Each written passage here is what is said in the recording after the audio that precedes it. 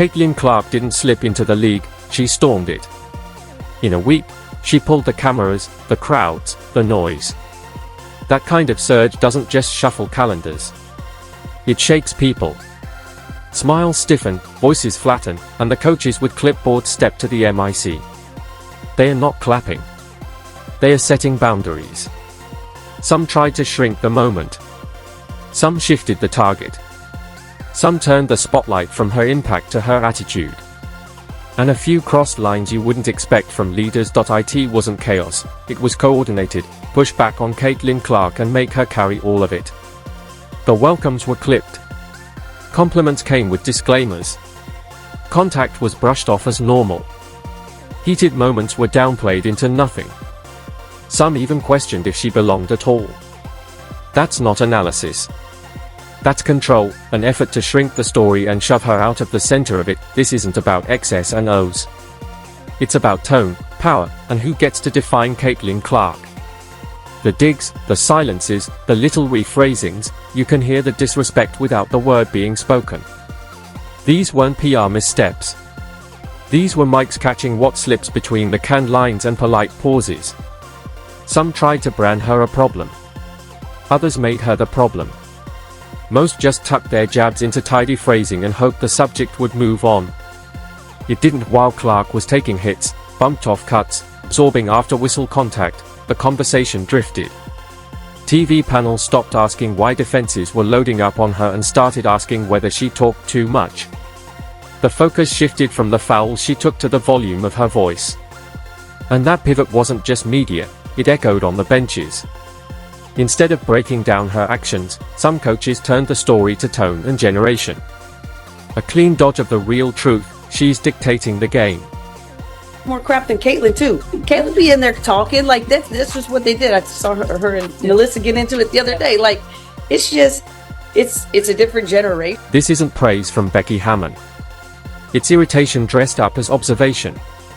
Different generation is code for, she sets a tone older voices don't control. The talking isn't the problem. The problem is what comes after. Clark talks, and then she makes the next read. She talks, then she hits the shot. She talks, and the help defender overcommits, leaving a shooter wide open. That's why the noise gets mentioned first. It makes it sound like her voice is what drives the game. It's not. The plays are. If the first line of analysis is about how much a player talks, that's not scouting, that's downplaying the basketball. That's the first move of disrespect. Make the talking the story so you don't have to admit the real one. She controlled the sequence. If you want to beat her, you don't whine about chatter. You write communication into the scouting report. Assign the captain's voice.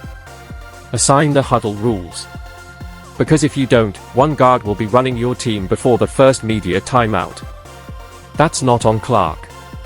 That's on coaches unwilling to admit she runs the room. Some hide it in cliches. He tried another move: say her name, then minimize her. Lead by admitting the game starts with Caitlin, then pivot to another player, frame the whole thing like a maybe. That's not respect. That's the oldest trick in the book. Acknowledge her because you have to, then redirect the credit so you don't look like you're bowing to a rookie. The tension is right there in the answer. She's the center of the plan, and he still can't give her clean credit. Preparing for her to be there, and then you adjust accordingly. So I know they've just signed Ari McDonald back, and we'll see a lot of her tonight, so we'll get a good look at what that might look like if she doesn't play for us. So we have the benefit of watching them play tonight without her, but you go in preparing for Caitlin to be on the floor, and you adjust. This isn't Chris Clan offering neutral scouting. Preparing for Caitlin is the truth he can't dodge. Everything that comes after, the redirect to someone else, the what it looks like without her talk, is damage control. It's a way to shrink her impact in the quote, even as his team treats her like the problem all night. That's the disrespect. Not the plan itself, but the softening of it the moment it leaves his mouth. The pattern is obvious. He says it outright: prepare for her. Because the room already knows it. Then, almost reflexively, he stacks on qualifiers, as if planning for Caitlin requires an apology. It doesn't. The only reason to bend the sentence that way is pride. You're centering your entire night on one player, and you still can't say it clean. That's why this answer matters. It shows the gap between how opponents talk about her with cameras rolling and how they play her once the ball goes up. Publicly, they hedge. Privately, they load the scouting report around her. They start with Caitlin, and then pretend they didn't. That's not honesty. That's minimizing a player they can't avoid. Selection talk is public and binary. It sets a tone that lasts months. His short answer wasn't offhand, it was a stance, delivered before the schedule that followed. Fans didn't need the breakdown. They watched the production, connected the dots, and drew their own conclusion. For me? Yeah. No. No opening. No hesitation. No second thought. That no wasn't just about a roster, it was Cheryl Reeve refusing to acknowledge momentum and impact. Opponents still built their scouting reports with Clark at the top, which only underlined who was right about what mattered. When a coach answers that quickly, it dares the audience to test the premise themselves. Clark made that test easy. Fans saw it. They remembered it. And they pointed back to that moment, calling it what it was: stubborn. The disrespect wasn't hidden. It said, this player doesn't matter at the level her play demands. The game said otherwise, which brings us to the conversation that never left the microscope all season: physical play and officiating. Coaches lean on words like subjective or emphasis when they want time to pass without taking a side. They call it their best effort when they want to dress up hard contact as normal. Listen closely. That language tries to dodge a label while denying the hits at the same time. That contradiction is the tell. The application of marginal contact is so subjective for officials. We don't have that right. So we just have a long way to go. I don't think it's about star players. I know, I mean, I get the nature of the Caitlin Clark, the popularity and eyes on, so everyone's watching. A lot of people are watching that never watched before. I don't believe Caitlin Clark is targeted in any way. It's a great player. You're going to get teams' best efforts. I don't agree, with egregious contact and things that occurred after. Subjective asks for patience. Egregious demands action. Put them together and you have the tell: no targeting, but a rejection of the afterplay hits. Which is it? That's how Cheryl Reeve shaped her message: downplay the word that carries consequences, then condemn the worst moments without naming them. The way fans already had, people weren't confused. They saw the same replays. They saw the bumps that weren't part of a legal contest. They saw the arters. Clark absorbed them, kept playing, and made it impossible to ignore. The only mystery is why coaches won't say out loud what everyone else already watched. Denying the label while admitting the behavior is its own form of disrespect, undercutting the player who took the contact and the fans who recognized it. Clark never asked for protection from words. She asked for the game to be called. She answered with what she always does: play through, score through, move to the next possession, and make the denial look small. Some criticism passes as honest assessment. Gino Auriemma didn't bother with that. His shots weren't about adjustments or film. They were aimed at Clark, her supporters, and her rookie class. Not analysis, minimization. Define her ceiling before she defines it herself. That's the playbook. When the game tilts her way, change the subject. Insult the audience. Question whether she belongs at all. Original fan base that follows her disrespected the WNBA players by saying she's going to go in that league and tear it apart. These people are so disrespectful and so unknowledgeable and so stupid. And Diana said it best: this kid's in for a rude awakening. This kid's on the wrong team. She's got the wrong skill set to handle the physicality of that league. This rookie class isn't even one of the best rookie classes in the last 10 years. She's just not built for the physicality of this league. Yeah. And she's not quick enough to get away from the physicality. Wrong team. Wrong skill set. Not quick enough. That's not analysis, it's a takedown. And it ignores what opponents themselves have already admitted. If Clark weren't built for this, teams wouldn't start their prep with her. They wouldn't push pickup points higher.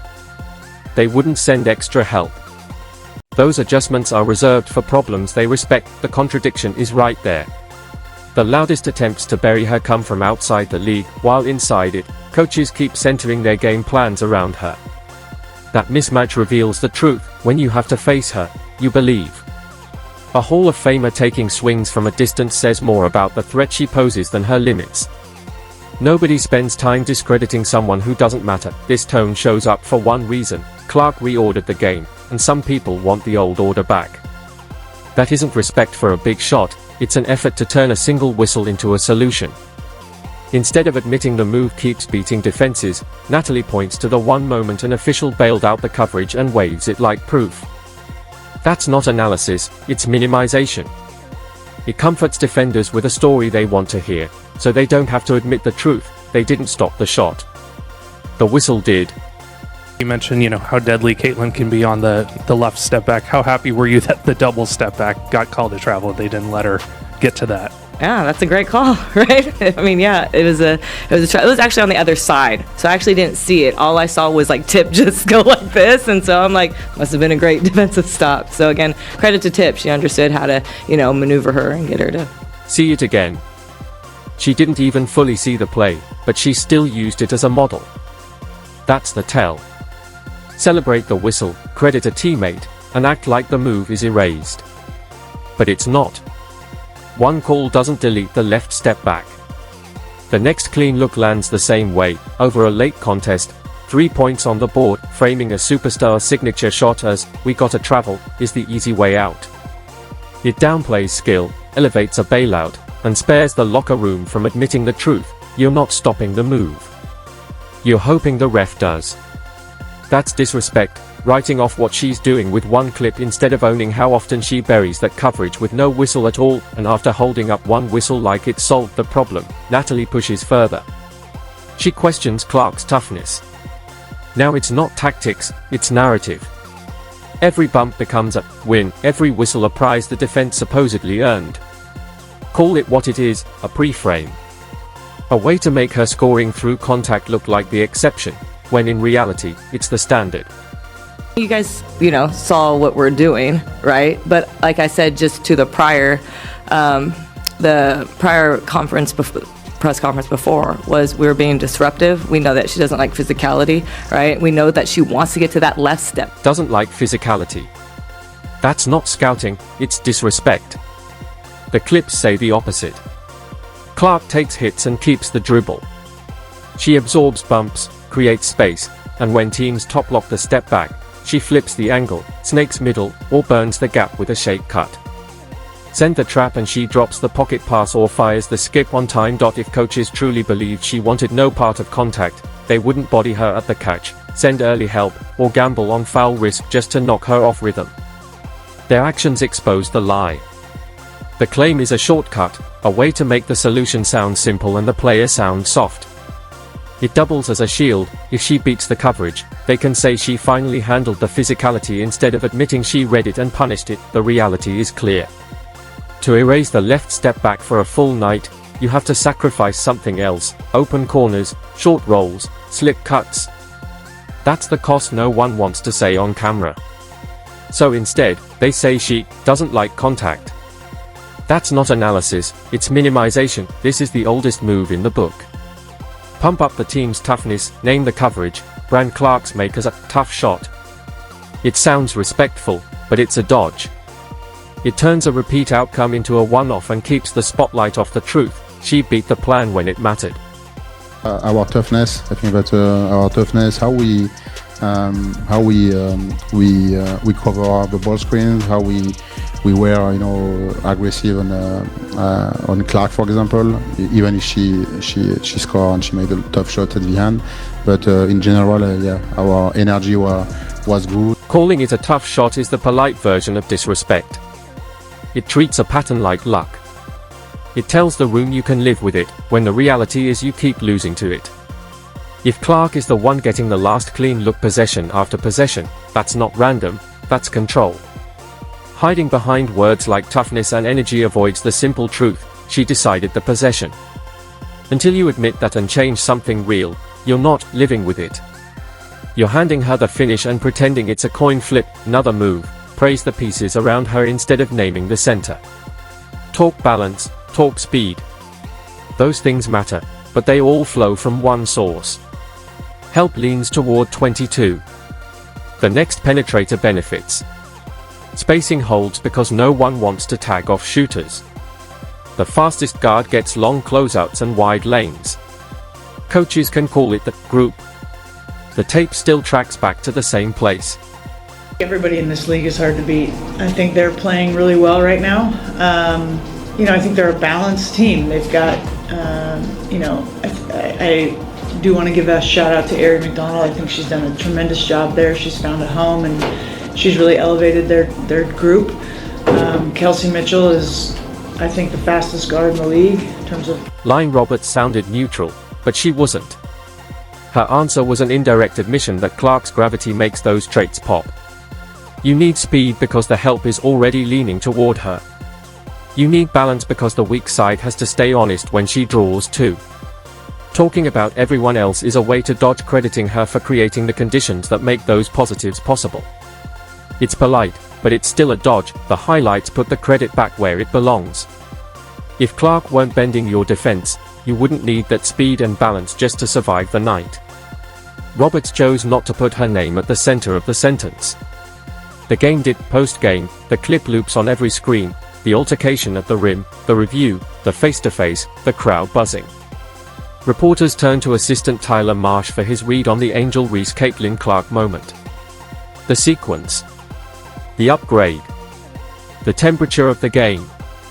This is the moment where a coach either names what happened or sands it down. Marsh takes a beat, then chooses the smallest box possible.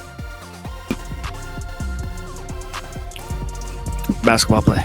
That wasn't accuracy. That was denial. Everyone saw the same angles. Everyone knows the difference between a contest and an altercation. Calling it a basketball play is just a way to shrink the moment and hope it vanishes. It doesn't. The next possession still counts. Clark has answered these moments the same way all season. She plays through them. She makes the reads.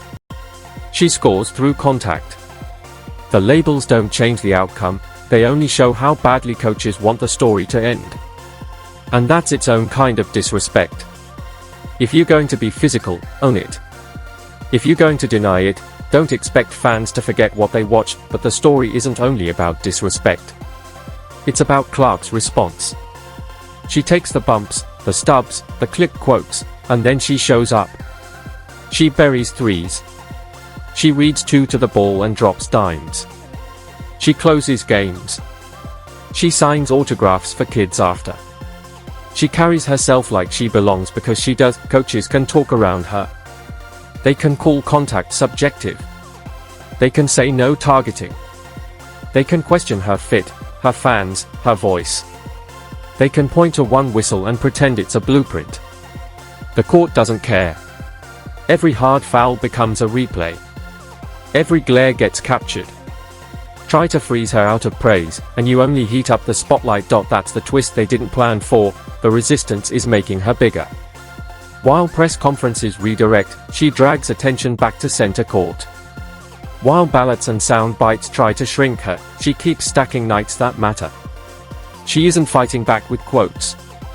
She's fighting back with possessions. If you want a different ending, change real things. Otherwise, the pattern holds. Teams start with her. They bend to her. They walk to the podium and call the last shot tough again. The gap between what's said and what's played tells the truth. She's not just surviving the cold shoulder, she's thriving in it. If you still need clarity, look at the floor. See who helps early. See who won't leave her. See who gets the last clean look. That's not chance. That's respect, unspoken, undeniable. Caitlin Clark doesn't need their approval. She lets the game say everything they won't. And the game keeps repeating the same line. Start with 22, pay the cost, or she decides the end.